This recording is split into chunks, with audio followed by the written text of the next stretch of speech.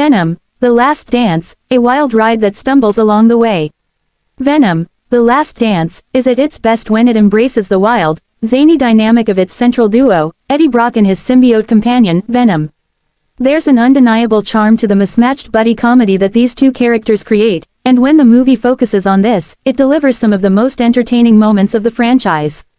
However, these flashes of brilliance are too few and far between, with the film bogged down by unnecessary detours and missed opportunities. This marks the third time that Tom Hardy takes on the dual role of Eddie and Venom, and he clearly hasn't lost any of the enthusiasm he brought to the previous films.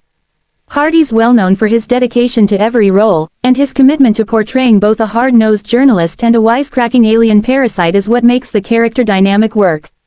The way he leans into the absurdity of the premise, bringing in quirky voices and mannerisms, is what elevates the film's lighter moments. There's a certain joy in seeing Hardy go all in on the goofy, often chaotic, relationship between Eddie and Venom, and it's a big part of why the character has resonated with fans. But the film falters when it strays from this core relationship.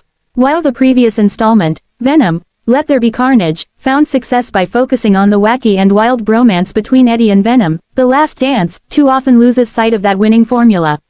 The plot frequently shifts away from their antics to focus on a far less interesting storyline unfolding in an underground lab hidden beneath Area 51. This detour not only feels disconnected from the tone of the rest of the movie, but it also wastes the talents of its supporting cast. Juno Temple and Chiwetel Ejiofor are introduced as key players in this subplot, but their roles end up feeling one-dimensional, reducing them to little more than background noise.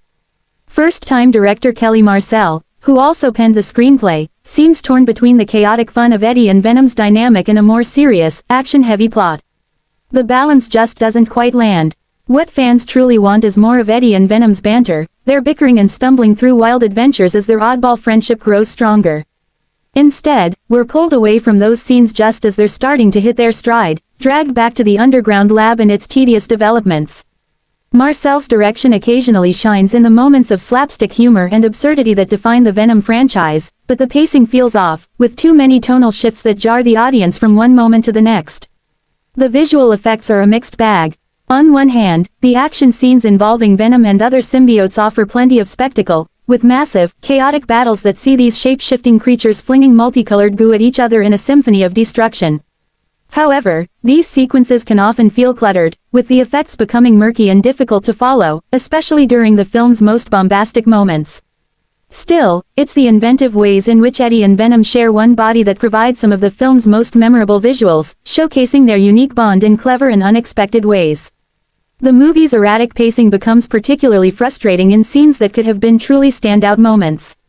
A fight atop an airplane at 30,000 feet, a comedic dance sequence in a Las Vegas penthouse, and a wild horseback chase through the desert, these are the kind of sequences where the movie really shines, allowing Hardy to unleash Venom's unpredictable energy. But just as these scenes are building momentum, they're cut short, leaving the audience wanting more. The film opens on a dark note, with an introduction to the film's villain, Null, voiced by Andy Serkis.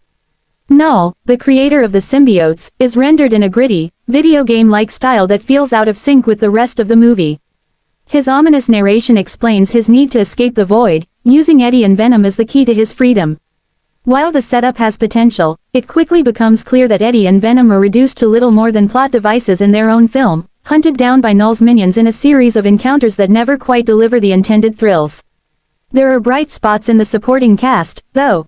Cristo Fernandez reprises his role as the bartender from Spider-Man: No Way Home, bringing some lighthearted moments with his upbeat, carefree energy. Peggy Lou's return as Mrs.